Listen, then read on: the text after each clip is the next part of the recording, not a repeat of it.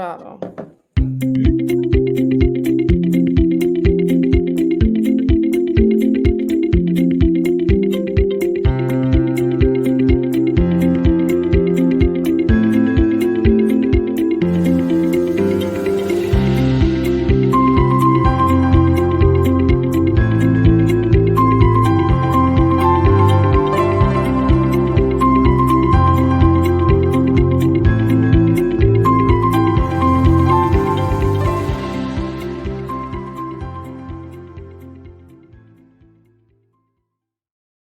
Oh, actually.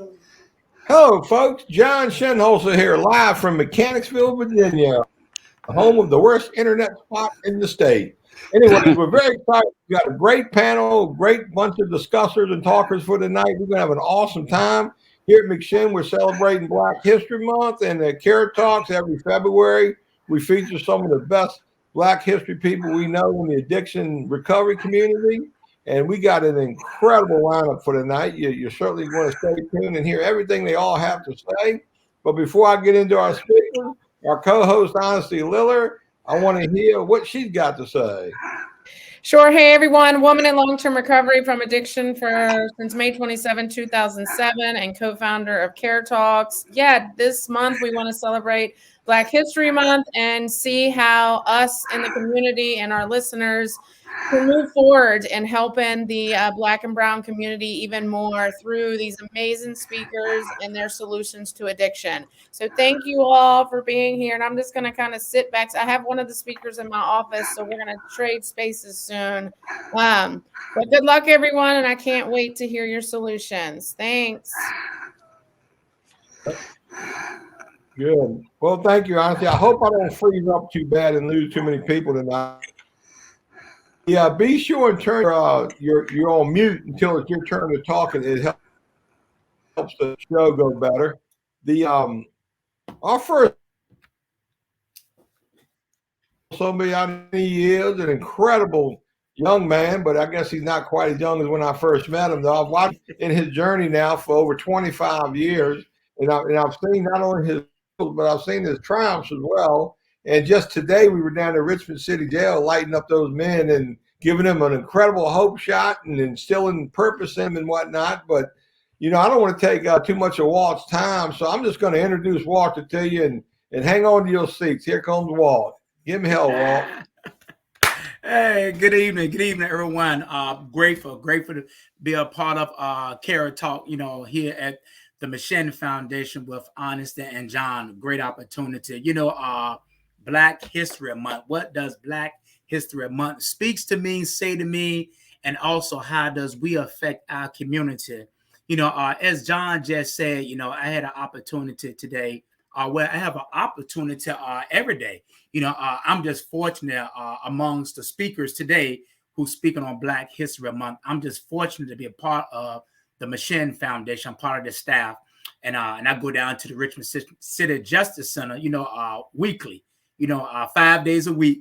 I take in two groups, to a community of Black males. There is one Caucasian, but it's the minority are Black males. And just have the opportunity to go down there and, and talk about, being a returning citizen, and what is a returning citizen? Was I ever a citizen as a Black man? But here I am. I'm in a community substance use disorder, that what got me in my position, trying to find ways and means to escape, my thoughts, my action, my behaviors, and it's amazing how all those things I thought was happening to me, was actually happening for me. It set me up, it set me up as I lived that lifestyle as a substance abuse user, been in and out of incarceration, learning the lifestyle of addiction, taking on some simple suggestions, because I always saw, the Caucasians, as the teachers, as the leader, as the authority figure, not living the lifestyle that I live, but yeah, I lived that lifestyle, been incarcerated, been through drug program, treatment programs, tried recovery programs, so to me, it's like I use drug to manage my lifestyle, living in poverty, because that's all I sold, in the community as a Black man. This all I sold, but not knowing that it was a big setup, a big setup, and I say that because, my drug addiction, it was like a tool that the God of my understanding used for me. Now that I have the experience, been locked up, been incarcerated, what greater person, what greater peer can go back and teach peers? This is Bible scripture, and I love this when I share my story. It said, teach transgressor my ways of doing things. So being a recovering addict, I go back, and I get to teach those other ones who try to identify themselves, are they an addict? And mostly, my community, are the Black race. So Black History Month have an opportunity. And it's amazing how God used whatever platform he chooses to use. And here I am, I'm at the Machine Foundation, where the minority are Caucasians, not Black, but I'm just grateful because at the Machine Foundation, where there's love, there's inspiration, everybody, you talking about equal opportunity, and for the use me based on my live experience, my 26 years, thanks, John, it's 26 years of recovering experience, going back to school as an active addict, doing my action addiction, and I remember being 2 years clean, I relapsed and I stayed with school. It took me 16 years to graduate, but I do have the substance abuse counselor. I got my state board license, end up getting a master's degree, so here it is. There's a position through the Machine Foundation to work in the Richmond City jail, man. And what better person, one who's been educated, who's a recovering addict, who's been locked up. And today I had a great opportunity to take John with me at the Richmond City jail. We run a recovery pod, and we have a curriculum that we operate in the Richmond City jail with our recovery pod. Monday, it's all recovery literature that we operate under. We run a 2-shift, one group from 9 to 11. We take a break, because I got to make sure that I don't get burnt out in the mental state. I got to continue to develop, take some rest time, come back and do another group from 1:30 to 3:30. On Tuesday, we have other people. And before you even could come into the Richmond City Justice Center to do a group, you go to a prayer training, so to go through a prayer training, it's a bunch of videos on how to conduct yourself, in the correctional facility, what you can, what you cannot do, so we go through that type of training. You got to make sure you have your COVID shots, both shots, you have their records of that, and then I'm able to bring other participants into the Richmond Justice Center. And based on the curriculum that we know that work, because the same curriculum, they run it in RSW, they run it in Pamunkey. I mean, the Machine Foundation set me up for a position that I couldn't thank no more than my higher power, who I chose God to go back and share with another community of Black men. I mean, it's Black History Month, and this just an opportunity that I get to do all month, all year long, but this month is special, and then on Tuesday, we bring other facilitators in, and we teach what we call Slay the Dragon, the history of alcoholism. Wednesday, we teach what we call prevent and recover relapse prevention. The curriculum is so nice. It's a lot of things that we teach through the Machine Foundation in the Richmond Justice Center. So, we find a lot of Black males, and I got to continue. I know it's Black History Month, but I got to continue to identify with my race, on this platform at this time. We find a lot of Black males who so quick, to depend on what was given to them as they live their lifestyle. In other words, because they didn't see their fathers in a household. They didn't see their fathers go to work. As a matter of fact, they wasn't even raised by their father. Most of them was raised by a single parent. And so when they see that, they try to fix that or adjust that. And that's the mentality that I took on, because my mother did the best she could, me and my 3 sisters. She did the best she could, but there was a lot of times we didn't have sugar for the Kool-Aid. So I told myself, I'm going to be the man of the house, and I'm going to go out here and I'm going to get some sugar for the Kool-Aid. Whether I try to steal a Latina box of sugar, I ain't trying to steal the 5-pound bag up in my shirt, but I go try to steal a box of sugar, or I go out there and I clean the caps, for the drug dealer before I got into the drug lifestyle. So based on what was taught in my environment, they were my role models. Selling drugs, shooting dice, going up inside the store, and that's what I saw in my community. Trying to be educated, there was too much peer pressure, from my community that I couldn't focus in school. That's why it took me 3 years, to finish 9th grade. I failed 9th grade 3 times. And again, it was peer pressure before the drugs. Then when I picked up the drug, it gave me the courage, to stand before people and act as if I was a part of, and this is the lifestyle of a Black man living in the community. It wasn't until, the judge told my mother, based on that last crime, the last wrong armed robbery charge that I did, the judge told my mother, when he finished school, this is what he said, when he finished school, he either going into jail or he's going in the military. And I did finish school. My mother kept me in school. I was 20 years old when I finally graduated. Most people graduate at the age of 17, but I was going to graduate because when my father did die at the age of 9, my mother got a Social Security check. As long as I stayed in school, she got that check. So being a Black man, being raised in the community by single parents, that's why I said she did the best she could. And I think for the military experience, even though I got put out, it was something. John, we was talking about this earlier today. It's something about being in Germany, smoking that hashish and doing bladder acid, man. I tell you, I got caught up on hashish and bladder acid, right? Long before I started smoking crack cocaine. But when I started smoking that crack cocaine, I tell you, that crack cocaine took me insane. It is amazing. All of that experience, being incarcerated, going through a drug lifestyle, going back to school, being educated, all of that experience that God was carrying me through, I thought it was happening to me. It was actually happening for me that landed me, at the Machine Foundation, working in the Richmond City Justice Center, among my people just like me. I've been incarcerated. I've been shot in the head, a bullet left in my skull. But now I'm able to use all of those things, my experience, my strength and hope, and go back into the Justice Center, Richmond Justice Center, and teach those guys how to recover. And we learn the different pathways of recovery. My foundation is Narcotics Anonymous, but I'm grateful for the Machine Foundation that opened up multiple pathways of recovery. So, I got a lot of gratitude, in sharing what I have just shared, to the people, but that's my experience, so I'm proud, to be a Black America, but I'm also proud, that when I work, in this community, we don't see no color. As a matter of fact, our color is purple. How about that? So I'm grateful to be a recovering addict.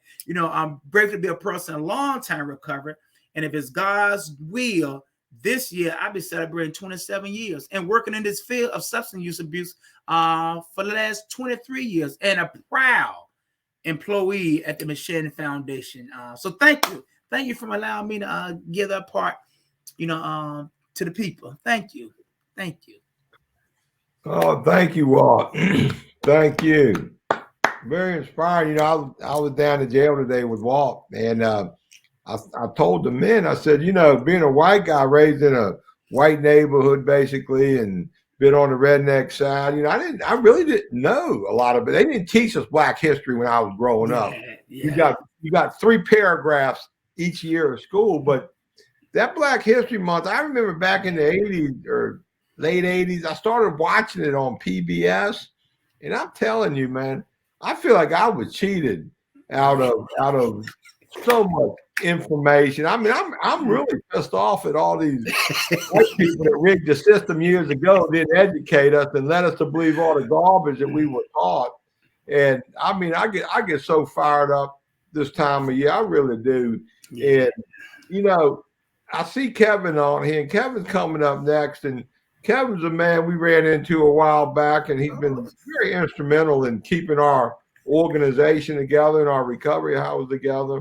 I got so much love for this guy, and I Yes, recently lost a bunch of weight, and I'm so proud of Kevin. I mean, I'm not happy you were the weight I used to be, and you could fit so nicely into all my clothes. but it's good to see my attire out there in the community still. But Kevin, man, I'm so proud of you. I love you so much. I'm so glad you agreed to come on tonight and share with us. And I introduced Kevin to y'all.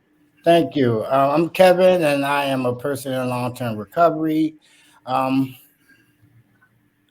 grateful to be here on this platform with you guys. It's an honor. Thank you, Honesty, for asking me. I'm just going to give you some of my background, and then I'll move on to the solution. I was brought up and raised in Philadelphia. My mother and my father both were addicts. My mother's alive; she's still using. My father died as a result of his addiction. So I grew up with a lot of abandonment issues, and my first drug of choice was food. That was the first thing that I found to make me feel different, change the way I felt. So, I grew up as a obese child, and as I grew up in adolescent years, I started noticing that I had feelings for the same sex, and I really thought I didn't want nothing to do with that. I didn't want any of the stigma, nothing that came with being a gay Black man, So I was introduced to weed. I smoked weed with my mom, when she finally got back into my life when I was 12. I felt like that was a way of keeping her there, using with her. We went from smoking weed to smoking crack together, and it destroyed our relationship. My family, I grew up in a decent neighborhood. I'm grateful for my grandmother and my grandfather and the strong Black women that raised me. My family was the first Black family to move on our block that we grew up on. So, I'm proud of that. So as I went on, I had to take care of my father. I had to put some things aside. He got shot and he was paralyzed, and I had to take care of him until he died, which influenced me to go to school to be a CNA. And I did that, and I worked in the field, but I used the whole time. I still used, and I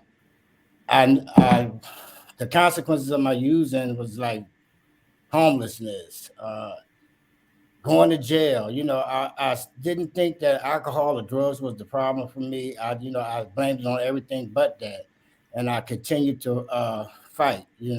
Continue to use and refuse to surrender to something greater than me. But today I'm grateful for McShin, and grateful to be here in Richmond. I went through a different program before I came to McShin, and I'm grateful for that program for giving me some structure, in my life, and giving me a little so I could feel human again.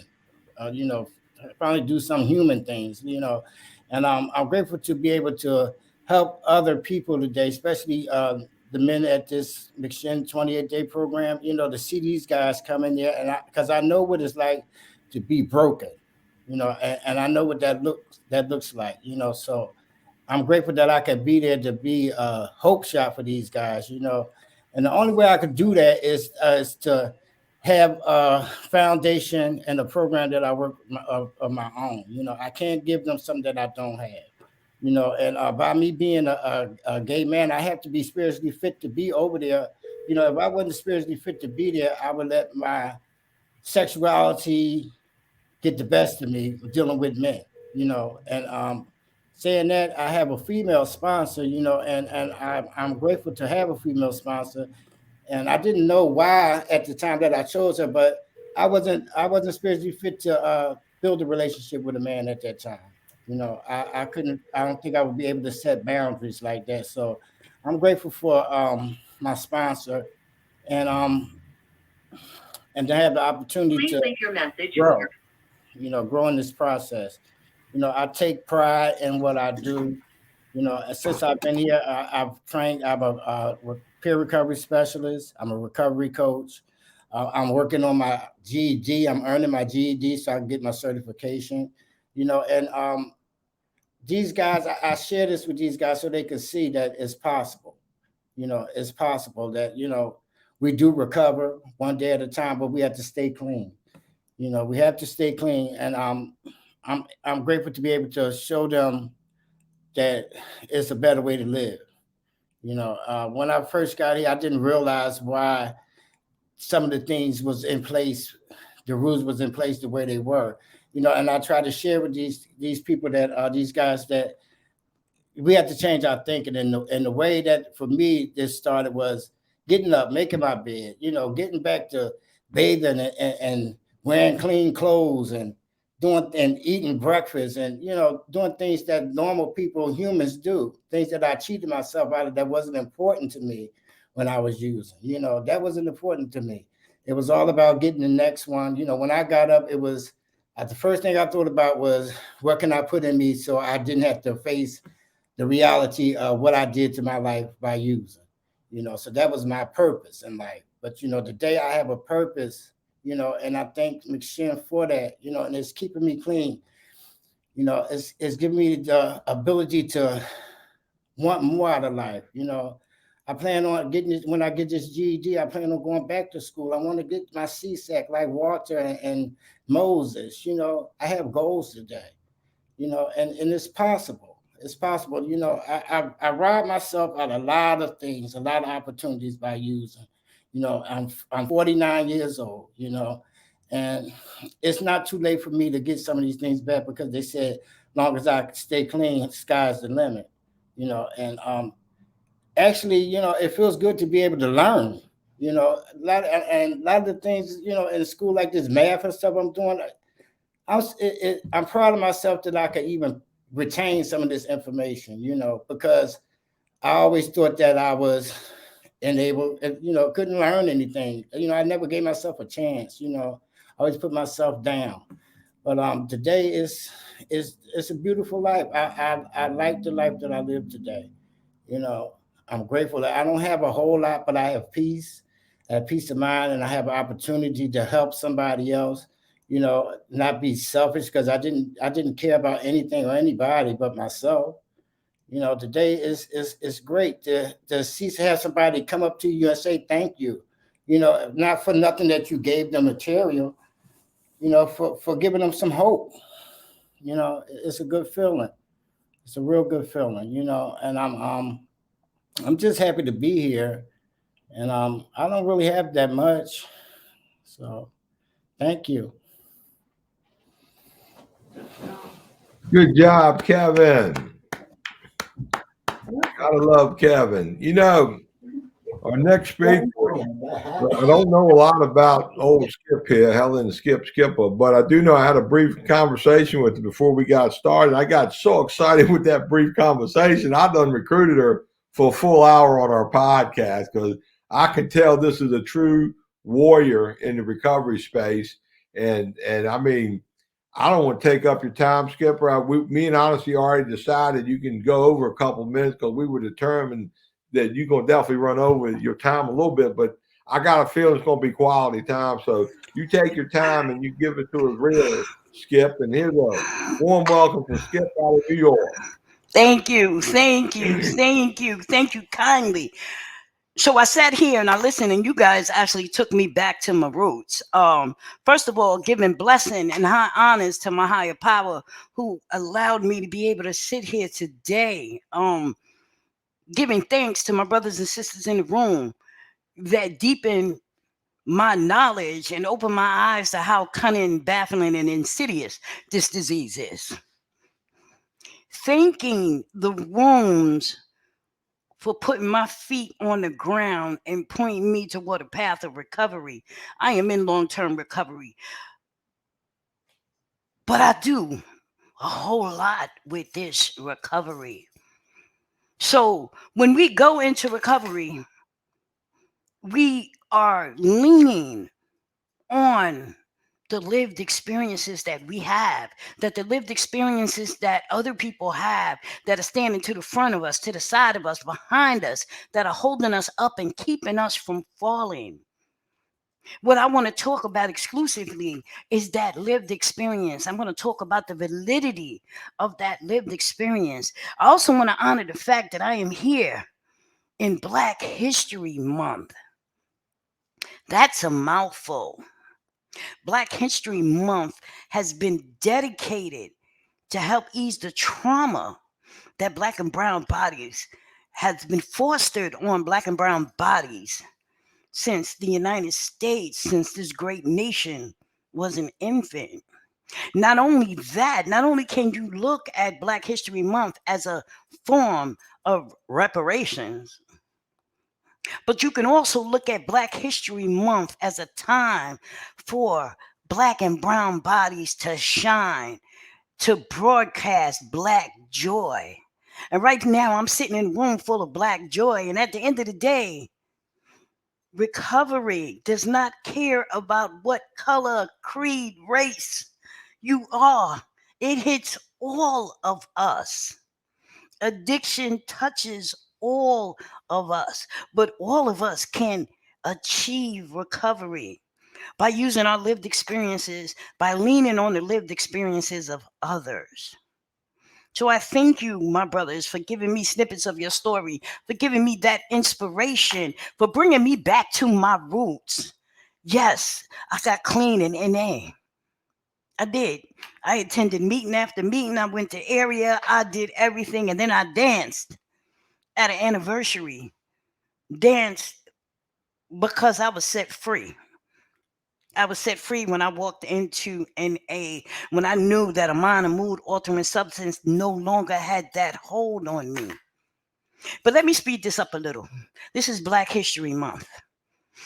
Our great nation has a practice of incarcerating Black and brown bodies. We live in a mass carceral state. And in this great month, honoring Black history and Black and brown bodies, I want to talk to you about a solution that we're coming up on, that we're implementing out here in New York City. So like we all use our lived experiences in the work we perform. And for us, it's not work. It's necessary. I need to do this. I need to give away what I have. Otherwise, I can't keep it. I need to help support and assist others as I was supported and assisted as I was coming through my paces. And I get that. We are peers. I am a certified mental health and substance abuse peer. But the one thing that hasn't been looked at, and which needs a light shined on it, is the presence of lived experiences in this broken criminal justice system this nation has. I don't know about you guys, but here in New York City, we're hurting. We are hurting. Violence is up. We have mass incarceration. We have an opioid epidemic. We're being hit on all fronts. And everything is pointing toward the criminal justice system. So you can be criminalized because you have a substance abuse problem. You can be criminalized because you suffer from a mental illness. You can be criminalized because you're homeless and sitting on a park bench. But what I'm here to do today, I'm here to reform that. My name is Skip, and I am a change agent. I am determined to change the system that tried to break me and continues to break others. When you look at people who are incarcerated, we need to be able to use the framework of lived experiences to inform and reform. I used to beg for a seat at the table as peer support. I don't beg for a seat at the table anymore. I am the table. Y'all need to come sit with me. And it's only through this pathway that we can reform this criminal justice system that has decimated the Black and brown population of this country. It is only through that. So what I'm doing now, I'm taking a framework of peer support. You know, every state, or mostly every state, has their own certification process for peer support, but it all boils down to the same thing. You take your lived experiences and you use it to mentor, to assist, and to support others. Peer support has always lived in behavioral health, be it mental health or substance abuse. We've always had that concept.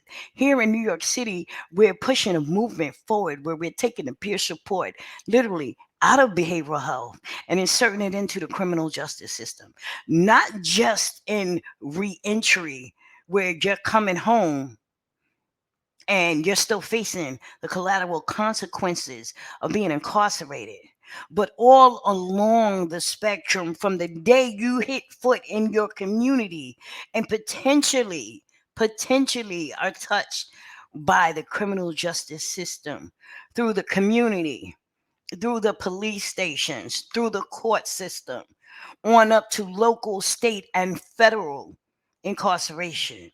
And then upon reentry, when you're coming home to nothing and no one and no way to work it out, when you're coming home to these collateral consequences. I am 56 years old. I went back and forth to jail from the time I was 18 until my early 40s. Even though I'm a senior manager of peer services, even though I have a team underneath me, and I'm an executive now, I still face the collateral consequences of being involved in the criminal justice system. But my story doesn't just start in there. I've been in every system New York City and New York State has to offer. I've been homeless. I've been in the family court system. I've been in the substance abuse houses. I've slept on park benches. I've just been everywhere. I've been in local, state. The only thing I have not done is been in a federal lockup, and I guess I should count my lucky stars that didn't happen. But I use all of these experiences to craft who I am today. And who I am today, like I said, is a change agent.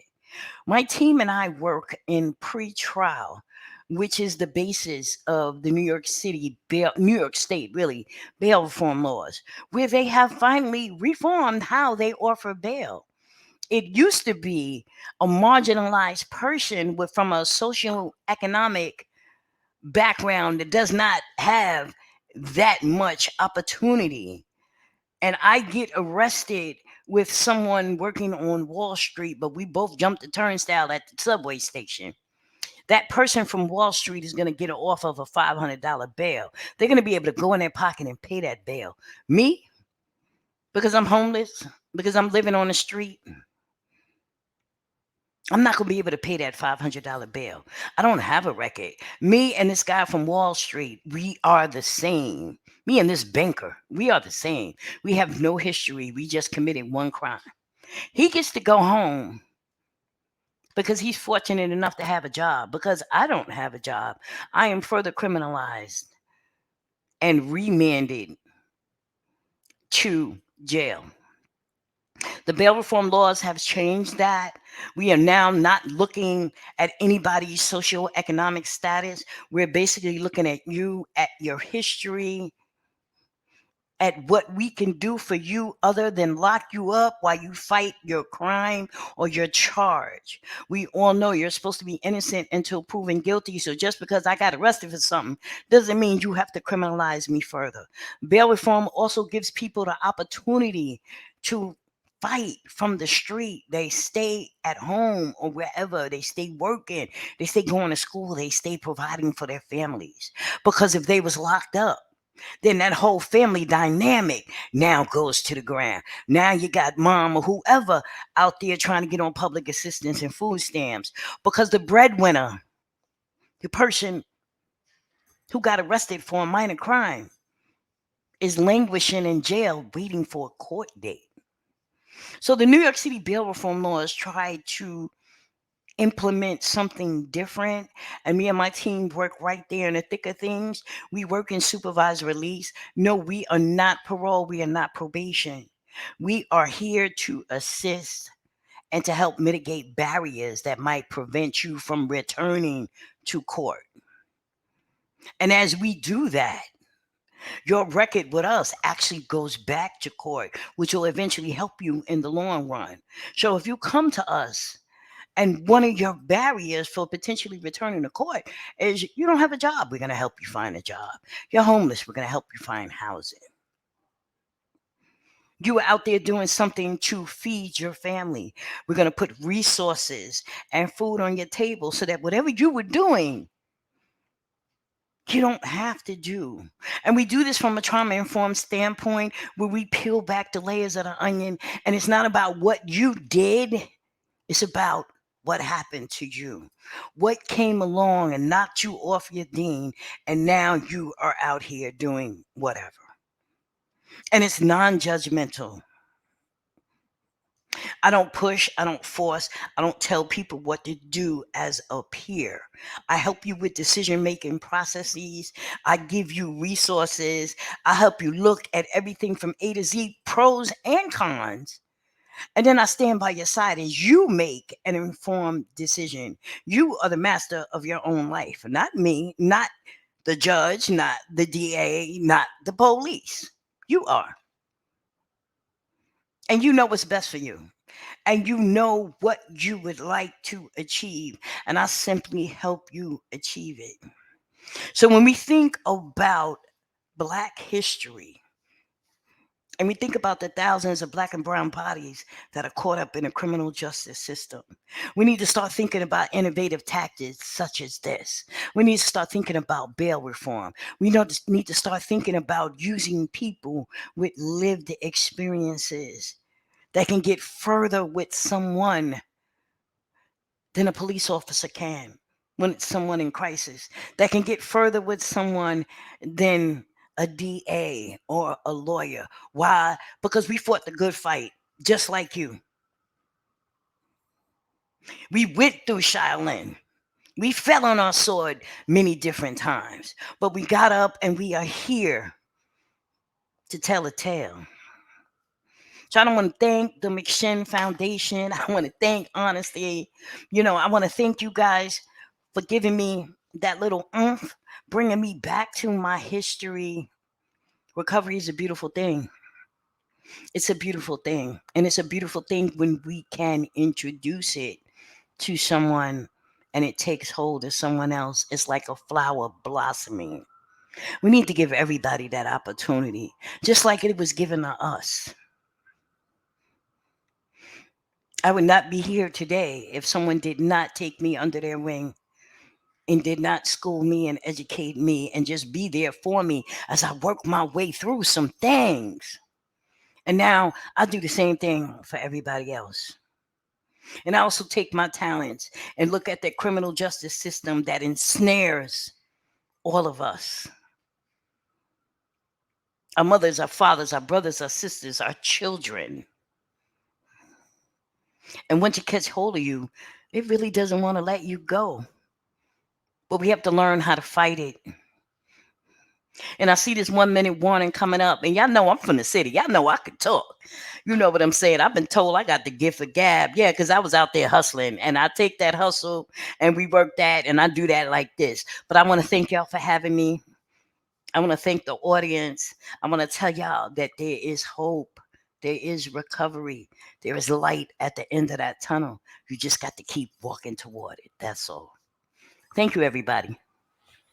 Oh, Skip, thank you so much. I can't wait to get you on the podcast. We're gonna burn this one up, man, because I want to know more about the successes of that bail reform taking place in New York. Because I feel like I'm getting bad data on the news, on the absolutely, yes, on you the are. waves. I knew they was BSing me. You know, our last speaker for this segment, he's an awesome individual. Black History Month. You may not know it, Skip, but this August I'll be celebrating 40 years in recovery. And I learned more about virtual hugs, brother. Virtual hugs. I've learned more about Black history while being in recovery than I could have ever learned in any other lifetime, period. And I watch people in recovery, and I've known Ron for quite a few years. I've known Ron longer than Ron's known me, because I got to watch Ron in action on some of his service positions out there. And, we're part of a group of men, and each year we gather and we meet, and it's a spiritual gathering. And one of the topics we always have at our gathering is, what kind of man do you want to be? And I've always been a bit of a gangster type guy, not crime gangster, but I kind of march to my own drum beat. But I've watched Ron, and I've watched the men he hung with, and I tell myself, that's the kind of man I really want to be right there. So Ron may not recognize some of the changes that have taken place in me over the years, but it's because of my association with Ron and that group of men we hang out with. It questioned I questioned myself, am I being the best man I can be? So, Ron, I get people around me all the time, they want to be like me because they really don't know all my shortcomings and character defects. But it's a reflection of me wanting to be like you and the men we run with when we gather each fall down in Tampa. So, Ryan, you're an awesome guy. I know you're a veteran. I know you spent some time on Capitol Hill. I know a little bit about your journey. I know you were very close to a lot of the changes that have taken place race-wise, nationwide. I know you ran with some of the true change makers from the Martin Luther King days and whatnot. And I'm honored and privileged to have you on Carrot Talk tonight. I love you. And take it away, Ron. Welcome. My name is Ron Miller, and I've learned a lot from the other speakers tonight, and I had no idea where to go, what to do. I gave my family away. I used to say I lost them. I gave my family away because I put the use of chemicals ahead of that. I gave away my career. I gave away a lot of things, but I lost myself at a point in my life, and I had no idea how to change. I was out of control, and I can't take credit for any change in my life because my change is a result of the work of other people, like the ones that we heard speak tonight. And there were some people in Washington, D.C. who had laid the foundation for some things that I needed to hear. By the time I got to hear these people talk and witness what they were doing, I had been baptized, sprinkled, and anointed with oil, and I could not stop getting high. I had lived out west, in the Midwest, down south, wherever, and everywhere I went, there I was. But my experience has been with 12-step recovery, and before I found 12-step recovery, I was in a dope house one night, and something just stopped me, and I started talking to that person or that entity, and I told God, I said, it's kind of like if I could talk to God and like, let's make a deal. And I said, if you get me out of this, I will help other people who have been where I am now. And I really thought I had the authority to make a deal with God at that time. And not long after that, I did get some help. And I'm very fortunate that I got that help. I think I've lived a life since that time to give everything I have to try to help other people who have been where I have been. I listen to the other people on the platform, and I've done just about everything I know of to get high, except slept with another man, and I haven't been arrested yet. And I pray for mercy, not justice, because I did what I had to do in my active addiction.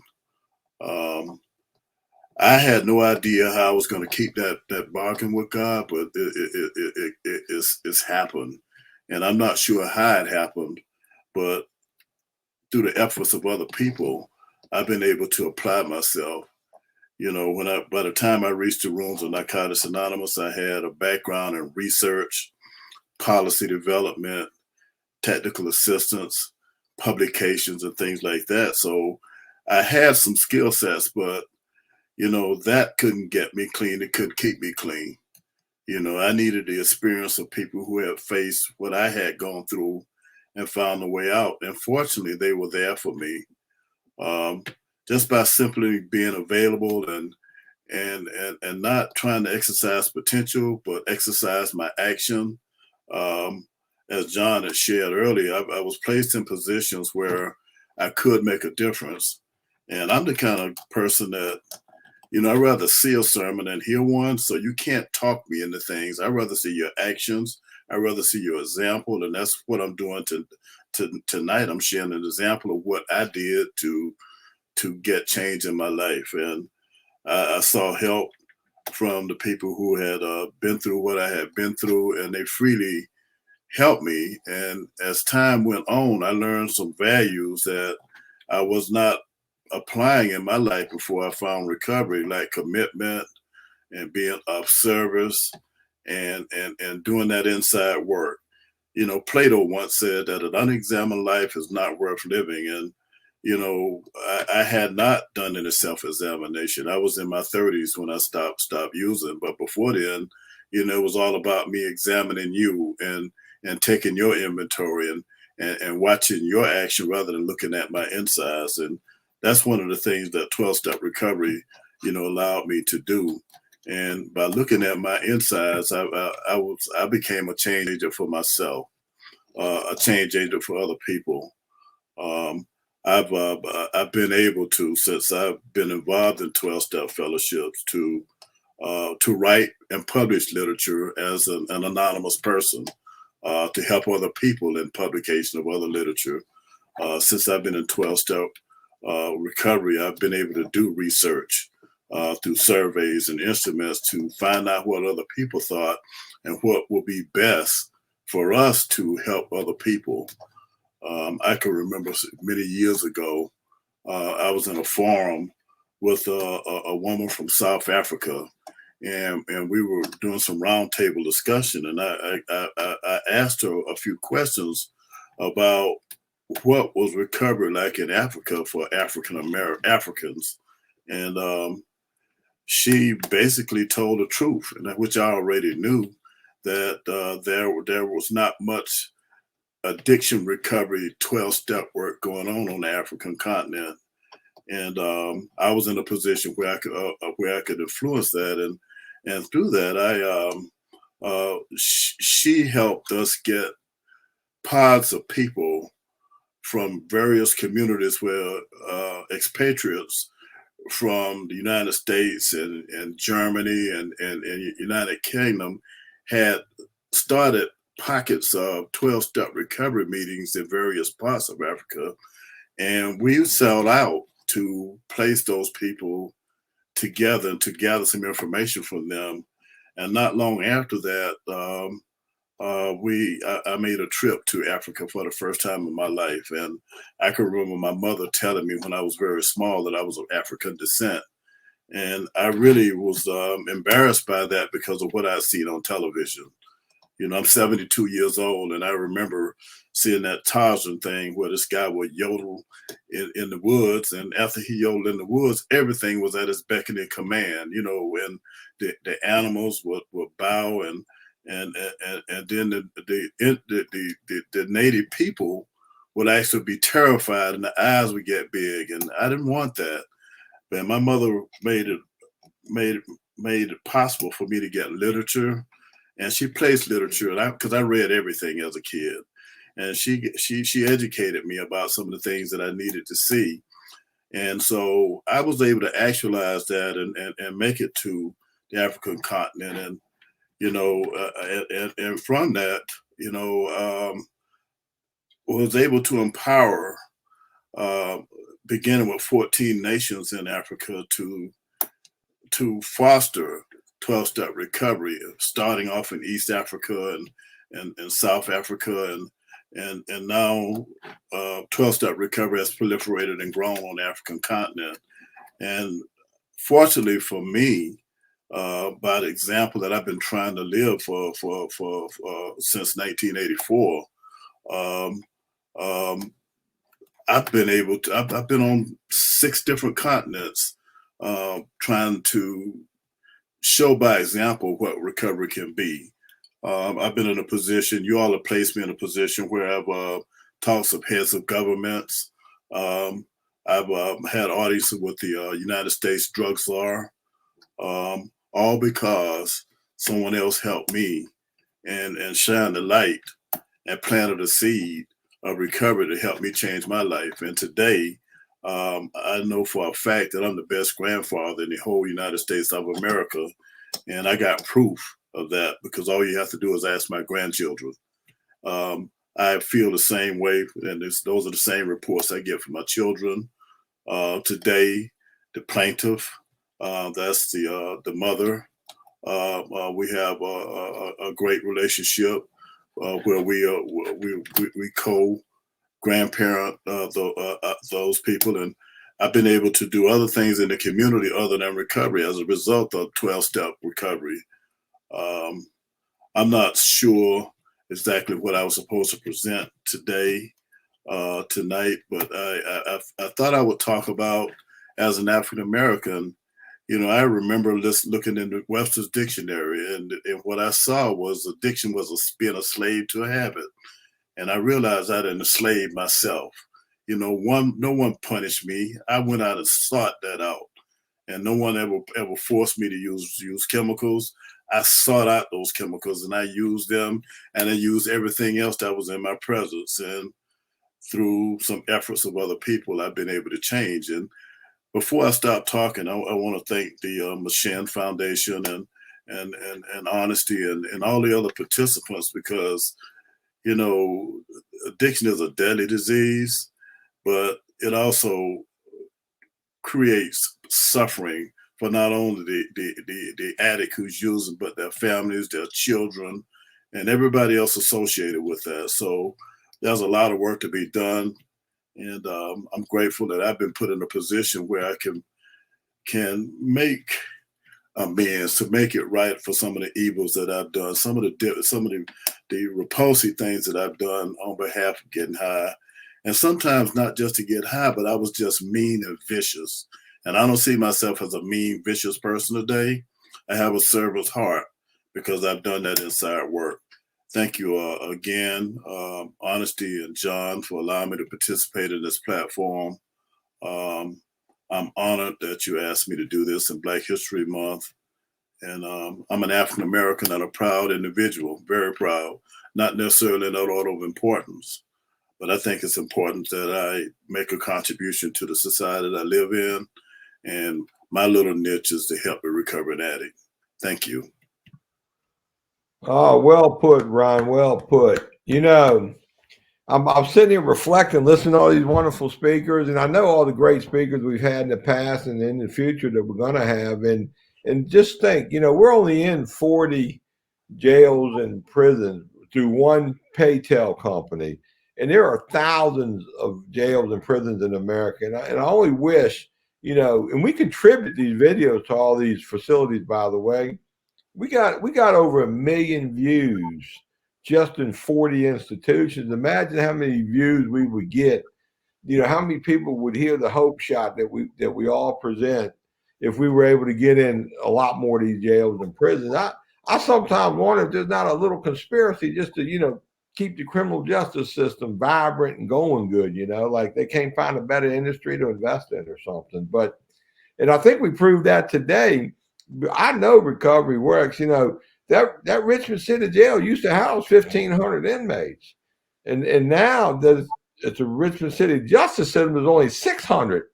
So we're really cutting into somebody's head count there, and I'd like to see the day where we got more recovery outlets than we have criminal justice outlets. That's where we need to go with that little piece. I love all you guys, man. And Skip, I can't wait to get you back on the podcast. Ron, I can't wait to see you down in Tampa. I hope we get something organized this year. I really miss those gatherings. Walt, I'm sure I'll see you soon enough. And by the way, Walt he's our in-house preacher over at McShin. And on Sunday mornings, we do a live broadcast every Sunday morning, breaking the chains. And I personally think it's one of the best spiritual services you can tune into. And Walt, we're really glad and lucky to have you over at McShin right now, So honestly, as usual, you do a wonderful job organizing everything. If it was up to me, we'd be watching the Golf Channel right now. Honestly, anything before the break? No, we're just going to take a quick break. Thank you all for speaking, and we'll be right back. We have 2 quick videos to show. Thank you. Thanks for having us. Thanks for having me. Thank you. Bye-bye. My name is Monique Runge, and I am the Peer Community and Program Liaison here at the McShin Foundation. What that means is that I assist our Director of Female Programs, and I also assist our CEO with special events and social media. What I love about working here is it's such a hands-on experience. I get to really dive in deep with the women when they first get here in their intensive program and kind of see them grow from there and progress through like their recovery journey. I love how hands-on everyone is here. We all have lived experience, so it gives it something special and it's something different. And it's just awesome to be part of this team that helps show women that there's a better way of life. The grass is definitely greener on this side, and I believe in them just like they believed in me here from McShin. I actually went through McShin's intensive program last March. My clean date is March 18th, 2021, and I moved up through the sober living homes and actually eventually ended up becoming staff here. So it's pretty awesome that they saw something special in me and showed me that, you know, I couldn't do this, and now I'm able to show these women that they can do it too.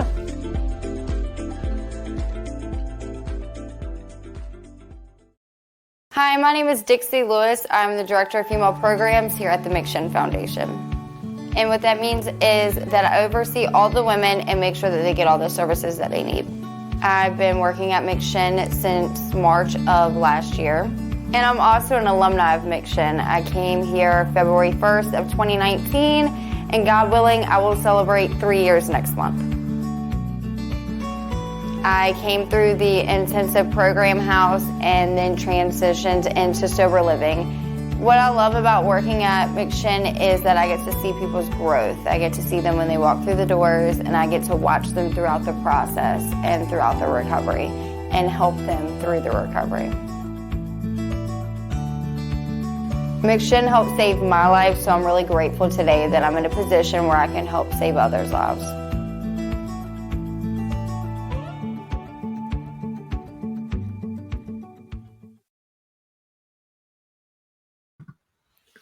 Well, well, well. Welcome back. We got a few speakers, and then we're going to wrap it up later, but it is my honor. I wanted, the first speaker is a woman in long-term recovery, beautiful, beautiful woman, and I've heard her speak several years throughout my recovery, and definitely admire, you know, the passion for recovery and to help other humans, which is super cool. But I also get to experience watching, or if I'm ever present, in the spiritual service that she helps with Walt.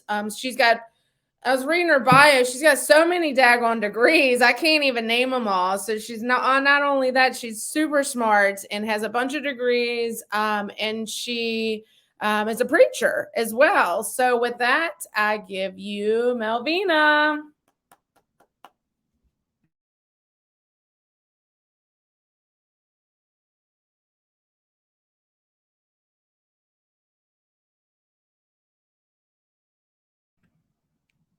You're on mute. Yeah. Oh, sorry.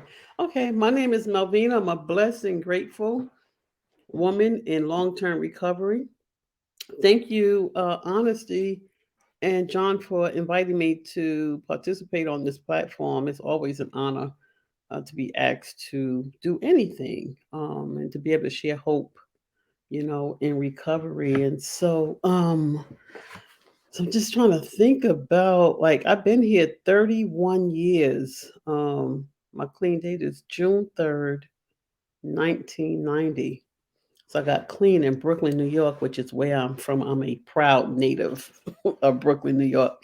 So when I think back to June 3rd, 1990, and what brought me to recovery, I was having fun. I was partying, I was having fun. And then it just wasn't fun anymore. And the reason it wasn't fun anymore is because as a kid, I wanted to be a teacher. And so that was my heart's desire. And now I was 32 years old and I was working for the state of New York, but it was kind of like just a paper pushing type job. So it was good, but I knew that I wanted more. And so because I was just living a pretty humdrum life and knew that there was more, I was like, okay, using stopped being fun for me. And I sought help through my primary care physician. And I was sent to outpatient. And, I often say this when I think back to how I learned about Narcotics Anonymous, because really, this is the best kept secret. Well, today we have more mediums for people knowing about recovery. But back in 1990, we didn't have Google or any of these platforms. And so, how I found out about Narcotics Anonymous was being in an outpatient program and someone mentioned it. And I was like, oh, well, what is that? But I had to find it in the yellow pages. And so I attended my first meeting and immediately I felt this was a place that could help me just based on listening to people's stories. And back in 1990 in New York, if somebody had 5 years clean, that was like a lot of clean time.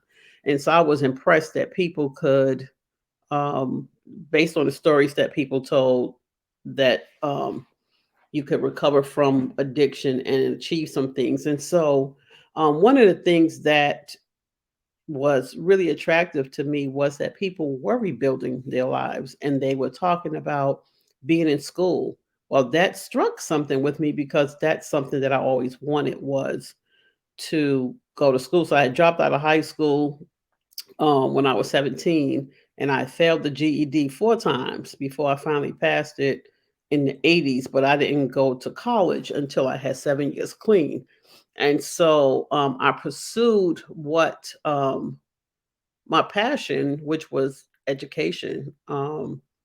And so as a result of that, as Honesty said, I have a lot of degrees and some of them just kind of happened, not because I was planning all of those, but just one of the things about the education door is that once you go through that door, there are just so many other opportunities there that I didn't know about. And so I have a master's in theology, a master's in rehabilitation counseling, and a master's in the theology.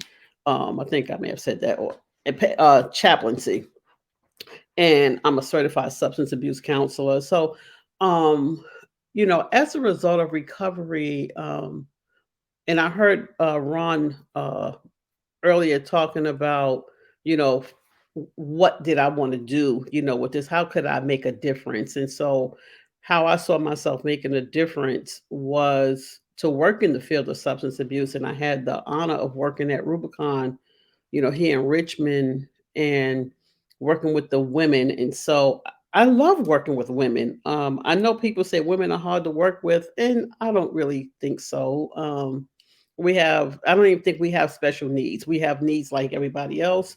And it's a matter of just listening um, to people's story and trying to just understand, what they're saying. I don't have to agree with it. But that has been, and it still is to this day, the best job I ever had. Like I absolutely loved working at Rubicon and working with women. And someone else mentioned about just seeing that a kind word, just believing in someone, how that could really make a difference and help them to make better decisions for themselves. So today when I see uh, women and men who, were in treatment and I see how they struggled early on and I see that they have taken a hold of this thing called recovery and living a great life. It makes me feel good. It warms my heart that, wow, this person invited me to be a part of their recovery process. And that's what I see, that it's an invitation. And so for me with, just to go back to my story a little, the step process. So when I started doing step work, one of the things for me that step work did was really open up this idea about who I am. So when you go through 1, 2, 3, and you get to that fourth step and you learn some things, and I don't know why people are so afraid of the fourth step because it really is an eye opener. It's not about being all bad. It's just, things that I learned about myself. But in terms of Black history, it caused me to want to know more about my people. So my mother's family, my father's family, I wanted to know more about that because I do realize that my self-identity is rooted in the people that I came from. And there's something to be proud of. And so even though my mom drank, my dad drank, we had some alcoholism in my family. But my mother and father taught me some good values. And so Narcotics Anonymous didn't, I didn't come here not knowing anything. I came here with some values. I just violated some of them because of, me being in active addiction and not living up to, my own expectations, more or less anybody else's. And so I've gained a good sense of self through the 12-step process. And just by reading and seeking out information about my heritage, I think that that's so important to know who you are, where you come from. I just gives me a sense of, sense of well-being. And so, I don't know, like I'm real thankful, real grateful.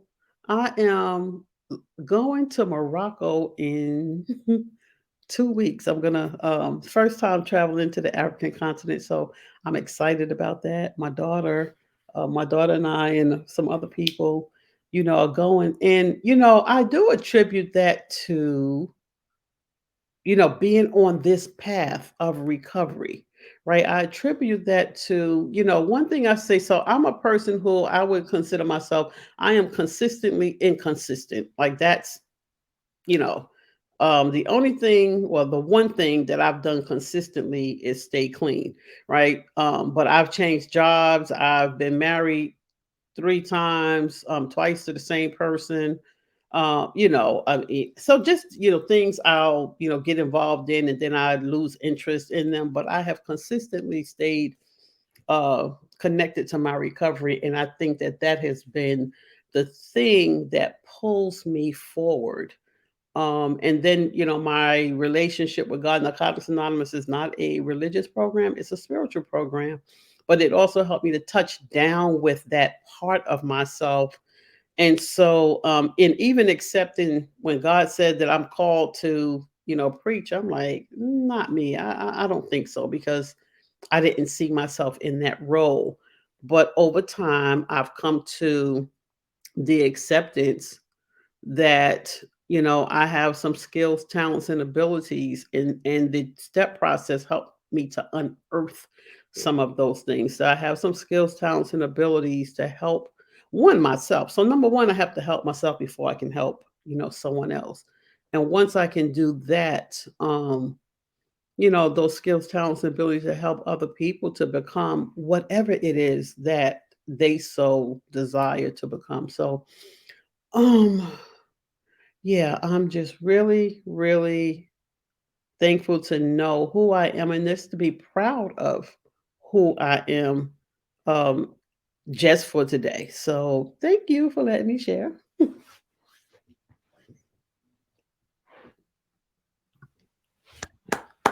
Good job, Melvina.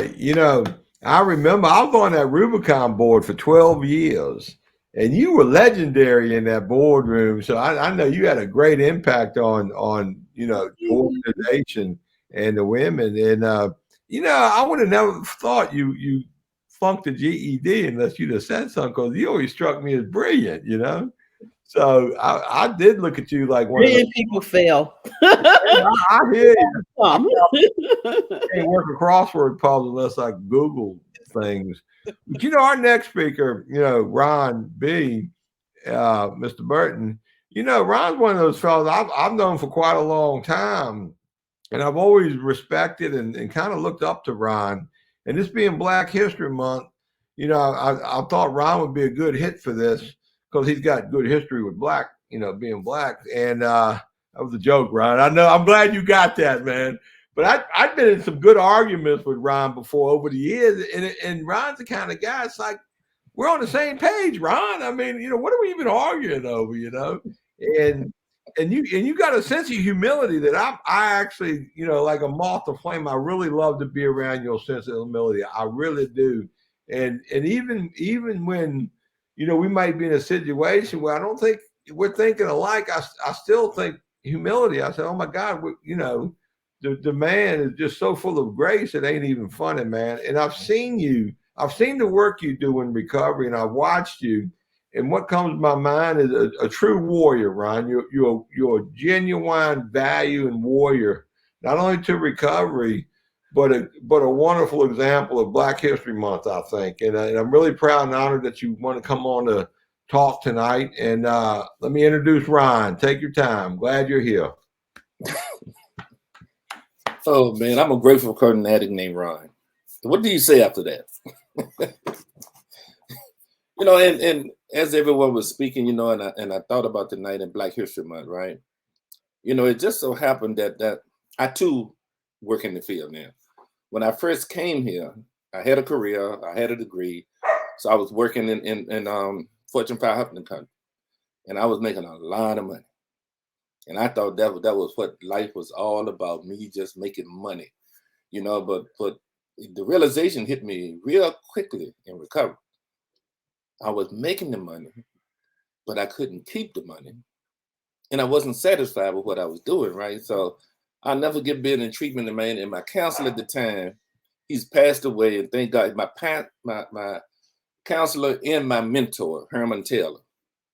And when Herman passed, man, that was a tough day in my life. But I remember him telling me, you would make a great counselor. I looked at him, I said, you have lost your mind. Counseling do not pay any money. So I said, no, I don't think that was for me. And I don't know, what was it, 2001? Yeah, 2001. When 9/11 happened, all of my computer work, everything that I did, to start outsourcing. And I was an entrepreneur even back during that time. And one of the things I realized early in recovery is, and being Black in recovery, and wanted to be an entrepreneur and stand on my own. That was a lot of work. I was told that I won't get it done. I was told that I won't be successful. I mean, in recovery, I was told these things. So of course, me being the rebellious guy that I am, I'm gonna prove you wrong. Because people told me I won't ever stop shooting dope, but I won't ever stop smoking crack. I won't ever stop drinking alcohol. And when I reflected back into my history, my culture, right? And I just think about all the times when I was around my uncle and my aunts, my grandparents. These people worked hard. My grandmother and my grandfather worked on an all-white college campus. My grandmother was a maid, and my grandfather dug ditches. And they did all these work for all these people all day long. And then when they came home, because I stayed with them for about 4 years when my mother went through a divorce. And when they would come home, my grandfather had me and my brother in the garden with him. And it wasn't no little backyard garden either, right? I'm talking about a whole lot of green, a whole lot of planting this. I mean, it's like everything that you could eat, he raised. So and I got used to hard work even back then. And I used to remember earlier, I used to say that, you know what? That was the hardest time of my life. I worked from sun up to sundown each and every day. Now, what I also noticed about them was every Friday, they partied. They got drunk every Friday. It was not a miss, not ever. But the thing about them, which blew my mind, was Sunday, they didn't do nothing but recuperate. Monday, they got up, didn't fuss, went to work, and started it all over again. Now, my dumb hand, but somewhere I must have missed that. Because when I started the party, it wasn't no stopping on Sunday and getting ready to go back to work. My family wasn't the only one. So when we talk about Black history, man, I have to look at the culture, my background, how I was raised, because, that played a major part in how I participated in my addiction and how me as a human being participated in my life, even in my job effort, even in my work effort. You know, all of that was geared towards how I learned how to live one day at a time. You know, and I always praise my mother, my stepfather. I didn't have a great relationship with my father, but you know, and I think about all of the time, all the people I wanted to look up to, and how I chose the flashiness, the people in the street, the shiny shoes, the slick paints, the slick talking. All that was very, very attractive to me, man. You know, and my home was, look, I wasn't raised to be in the street. I chose to go to the street. I mean, because my background, my whole family is full of educators, almost every one of them. You know, and school was boring to me. In the 11th and 12th grade, I was taking college courses. And it was like, well, Melvina said she failed the G. No, I still ain't believing that one, Melvina. I got to see proof. I mean, because I have admired that woman my whole recovery. I have watched her with the education piece, and she was a motivator for me to go back to school and to get into this field. And I remember when I got into the field, I was like grandfathered in. I didn't have a degree, but I passed the CSAC certification. Then I had to go back to school and get a degree. And when I started working in this field, man, at the beginning, I too worked at Rubicon. I'm not even embarrass myself and tell y'all what they paid at the time. You know, but I stuck in there. I had to downsize a lot. And this is one of the beautiful things about recovering. I don't share this much, but it's like in being Black in recovery. Look, I've had to remake myself 3 times in recovery. Never thought I would be capable of doing that. You know, and I had some major help from people like you, John, from especially Moses and Melvina.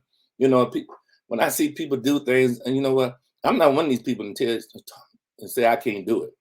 I'm one of these people, I'm gonna go out and try. I'm gonna do my best. Because if I see something I like, then yeah, I'm gonna go for it. And this is just who I am, who I've always been, and being in recovery and being Black in America, that ain't gonna change me. I never let my color hold me back from doing whatever it is I wanted to do. Now that may have some obstacles that was holding me back, but it won't gonna be me. I won't gonna be that one whining and crying about everything. That's just not who I am. I would find a way to get it done. You know, and my sponsor tell me that all the time, and that's Moses. Ron, you're one of the most perseverant people I know. You would never ever give up. Ain't no give. Look, if I had gave up, I'd have never got clean. And that's the way I look at it. Because if I had gave up on me, I'd either be in penitentiary, shooting dope, or dead. So why give up when I'm in recovery? Why some little things come along and recover? All of a sudden, my whole world is shut. No, it's not. It's just one isolated incident in my life that I need to work through. And when I start prioritizing things, it was easy for me to deal with life on lifetime. You know, and it's like, it's been fun, man. My journey has been fun. It has truly, truly been fun. You know, I am a successful entrepreneur. I am doing things that I didn't even think I would be able to do. And I got a lot of help. A lot of help, man. So this Black History Month, man, and I was thinking about all of the people that came before me that have passed in recovery. I thought about a whole lot of my predecessors, man. You know, in this past year, you know, and I would like for us to well, also, speaking of recovery, you know, I am the chairperson of the convention committee for the Richmond's first convention that we're putting on. And I wanted our theme to be our predecessors. Because if it weren't for you guys that got here before me and set the tone, I would not be where I'm at today. I don't think Narcotics Anonymous in this area would not be the same if it wasn't for people like Moses and John. You know, y'all set y'all roots in. Y'all ain't let nobody chase y'all up out of your spot. You know, and I don't care how much difference me and John may have, but there's one thing we totally agree on. Once an addict, not always an addict. We do get clean around here, and we do stay clean. You know, because I'm too. I'm in long-term recovery. I mean, my anniversary is January. Matter of fact, me and some people say I went out and used again and came back with this clean day because that's my sponsor's clean day. I wish it was that simple, but that ain't how it happened. I just celebrated 31 years of recovery January the 4th, 1991. You know, and I got clean right after my mother passed, you know, because that was my greatest neighbor. And I knew she wanted her son to make it, and I knew her son wanted to make it. So every year I celebrate this for her. You know, so that means she has had 31 years of celebration with her son. You know, and I live to recover. I love this thing called recovery. And I'll do anything for my recovery. And thank you, John. And I just appreciate the opportunity, man, you know, to let people know that all Black men in America do not need to end up in the penitentiary. They do not. I have no problems in current, and I don't work at I don't know how many institutions. I done been in I don't know how many. I could name a whole bunch of them, but hey, you know, I just like doing what I'm doing. So thank you all for inviting me. Thanks for having this moment.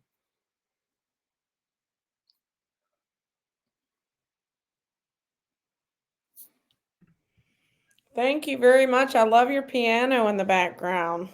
I can't play. Our last but certainly not least here at the McShin Foundation speaker and Care Talks is one of my favorite humans of all time.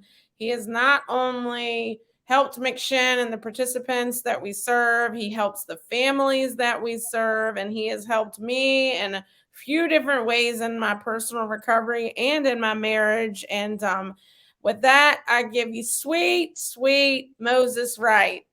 Mosey.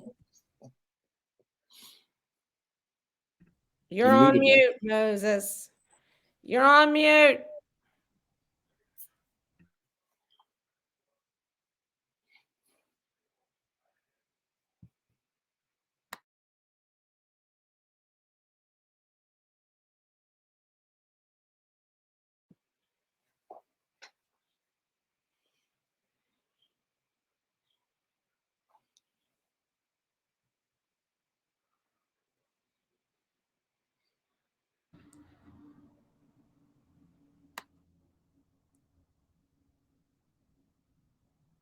Still on mute. Justin, can you unmute him?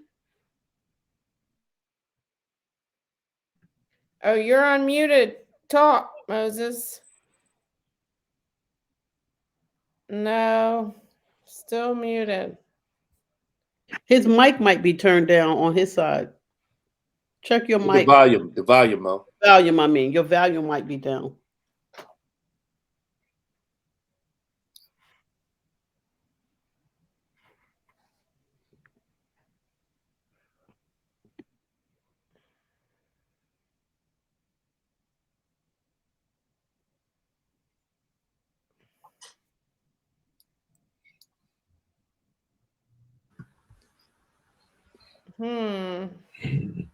This is when you need your grandchild around so they can tell you how to work your thing there, man. I know that's right. I don't know what else to Stay do. with it, Moses. Start hitting buttons, buddy.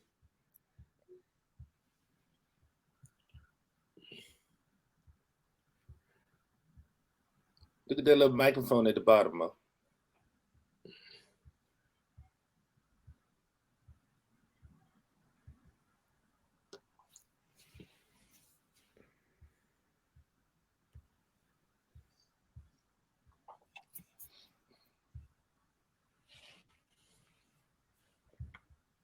That's one way to do it. Make a phone call. Phone a friend. I'm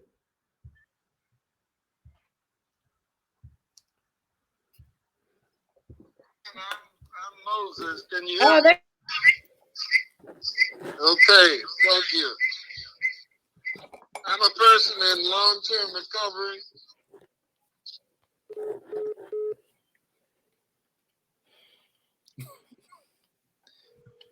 Man, this is old school here, baby. Okay.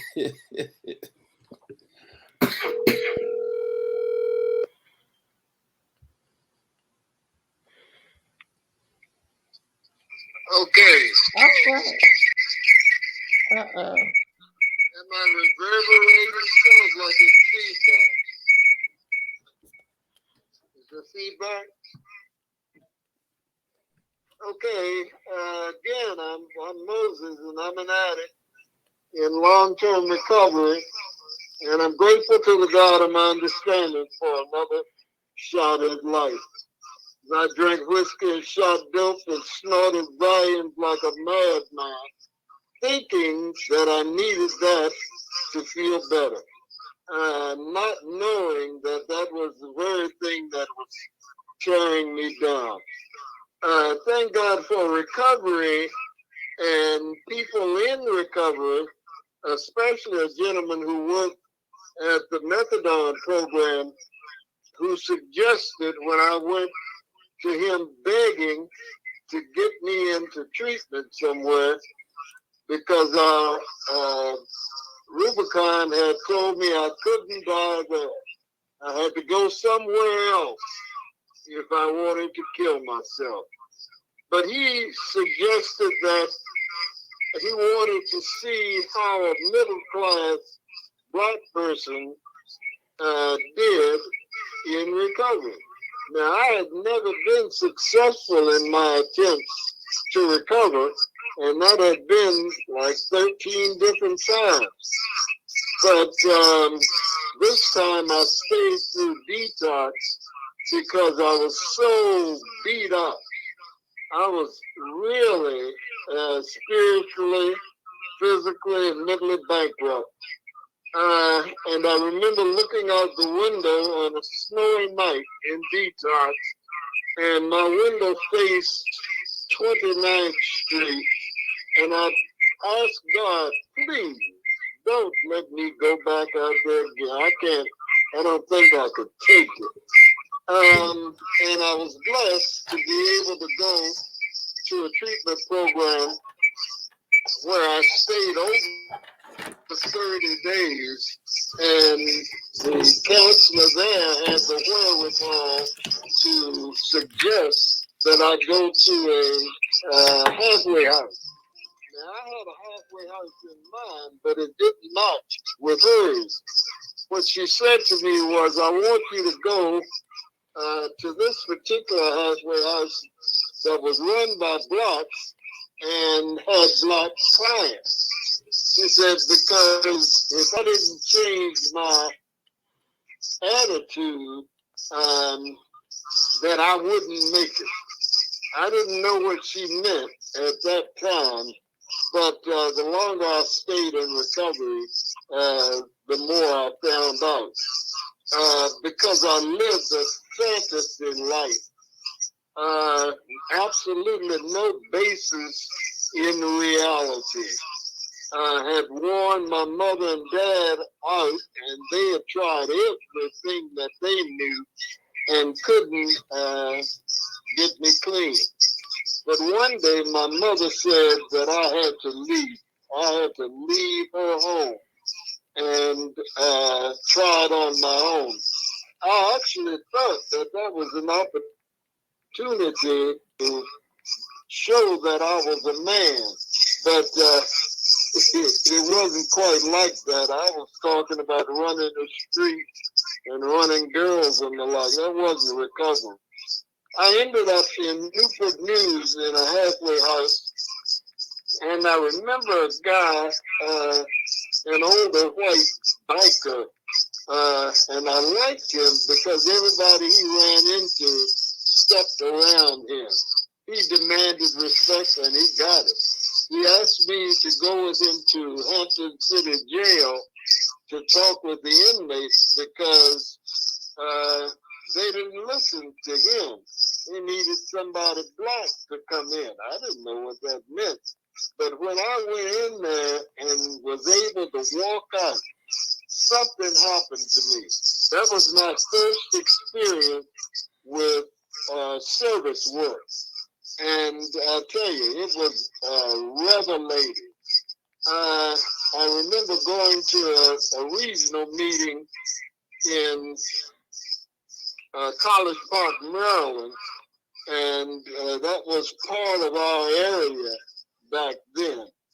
And I saw a little guy who looked a lot like me, and I asked him, you know, about this mad crowd that I had ridden up with who seemed to be off.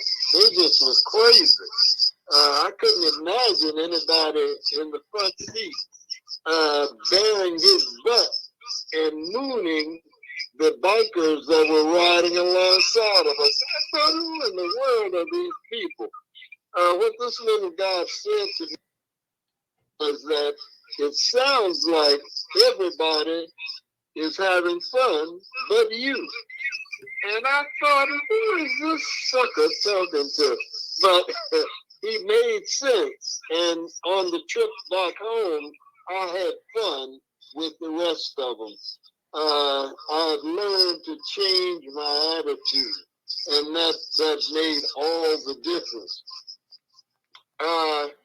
When I came home from the halfway house, I began doing working in one of our local projects. My brother got a job for me. And because of my training in the halfway house that stuff, I went to a meeting every day at 12, and they went off and did their thing. They shot dope and carried on. But I found out that made a difference in my life. And it allowed me to hang out in the AA clubhouse and be around other recovering people.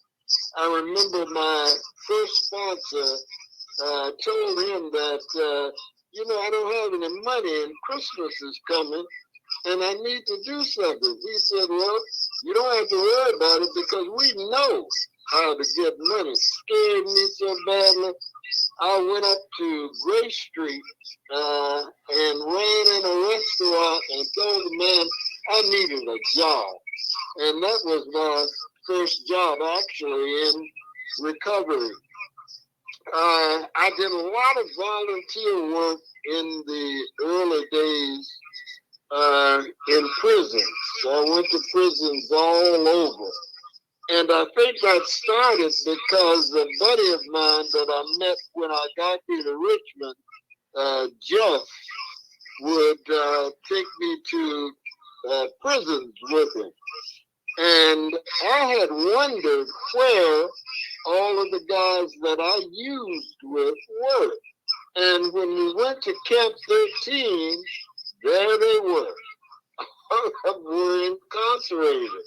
And I thought, well, wonder what is this all about?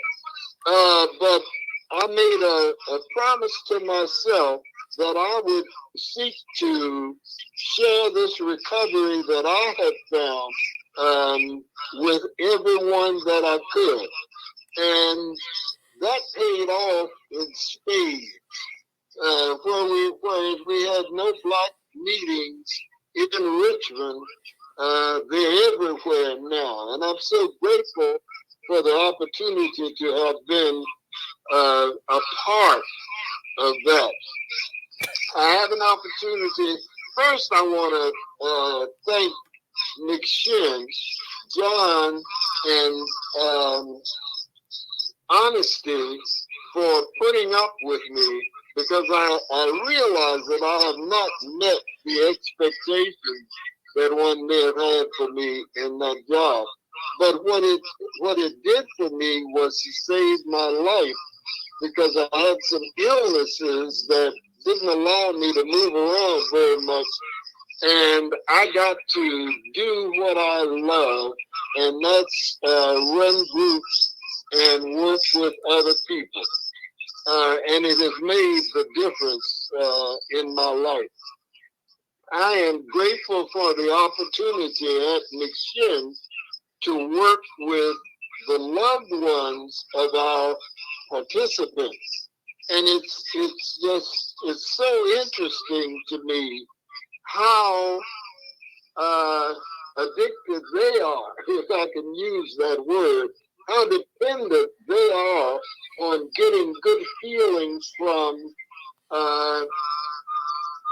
helping their loved one. And that's the very thing that seems to hold so many back.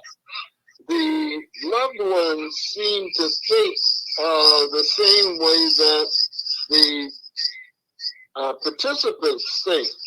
The participants will come in, I'll interview them, and they'll cry and talk about how much they've hurt their families. But when I ask them, well, what about you? The tears dry up because they can't see how much harm they're doing to themselves. And it's the same thing with the loved ones. They're so invested in trying to help, which actually hurts their loved ones, that they forget about taking care of themselves. And what they do, in my opinion, is project that on to their loved ones, and rather than help, it seems to me that they get in the way. Another point for loved ones of our participants is that there's no one taking care of the loved ones, and they're out there by themselves. Now, there are some 12-step meetings for them, but it's just as hard to get them to go as it is to get their loved ones to go to meetings. And I've seen some interesting things happen, and it's to mention to them self-care and to begin to take a look at helping themselves. It's almost like they're deer caught in headlights. They just can't understand what's being said to them. But I'm really grateful for this time that we take to talk about Black History Month, which I think just needs to happen all the time. But I've seen things happen since I've been clean and since I've been working in recovery that doesn't give everybody an equal shot, I think, at how to recover. When I think of African Americans and how the system has just worked to the detriment of folks being able to see a future for themselves, there are more roadblocks, it seems, especially in the thinking, that keep folks from taking that step to move further. What has been really surprising to me is to see how the criminal justice system wreaks punishment on folks who are actually ill. And I thought it was only happening in my community, and it was. But since I've been at McShin, see Caucasians facing the same kind of disparity that I've seen happen in my community. A guy, a mentor of mine, Peter Bell, talked about the difficulties of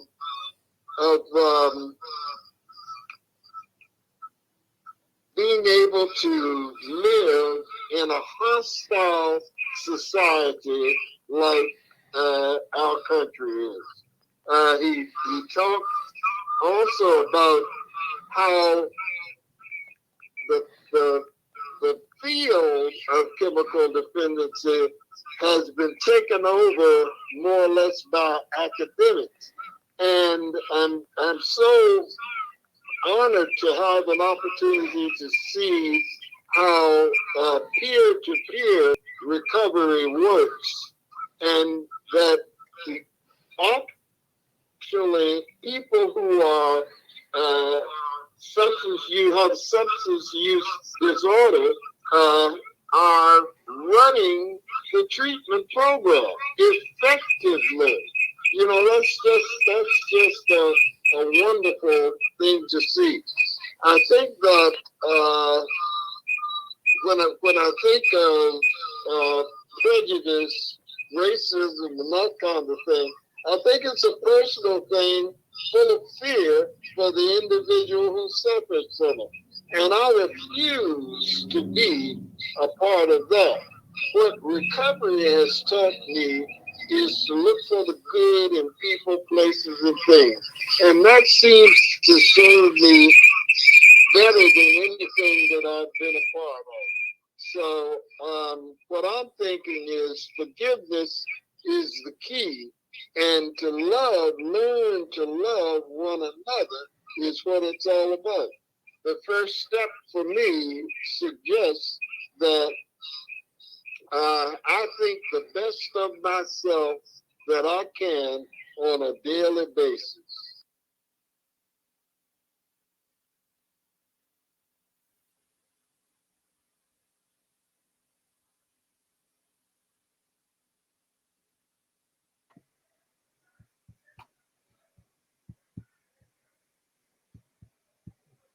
Good camera, Mo.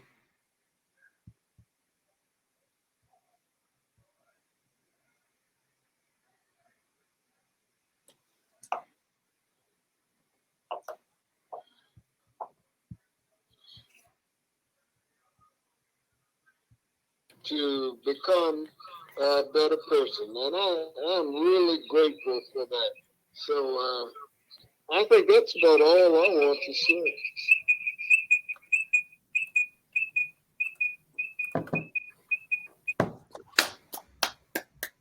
Well, we already decided next month, March 25th, we're going to do these live and in person back at the McShin campus. So this might be our last historical Zoom Care Talks. I think it's time to go live again, even if we got a mask up. But honestly, what do you think? Yeah, sure. No, thank you all for speaking. All of you have a powerful message. I appreciate you taking the time to give us not only some hope, but some addiction solutions for the community. And like I said, this goes out to all the jails, 48 jails in the United States. And we have over 10,000 followers on our social media. So it's going to go reach to a lot of people. So thank you for your time. Yes, we will be working on next month's event. So look out for that and follow us on social media at Care Talks. Thank you, everyone. Happy Black History Month. Thank you. For your time. All righty. Bye, Mosey. This is gonna be the best day ever. This is gonna be the best day ever. Wake up, top of the morning. The bacon is crispy, the coffee is pouring. My meditation is peeling an orange. The bank says I'm already scoring. I got a parking spot right outside. Step into my brand new ride. All we ever get is green lights and blue skies. This is gonna be the best day ever. You got me looking so fresh. I can't get no better. Baby, I'm a T-Rex, ready to rumble, ready to flex. I'm the king of the jungle. Gonna be the best. Shake up. I got a red fruit smoothie. James Brown bumping like I'm living in a movie. Look at me.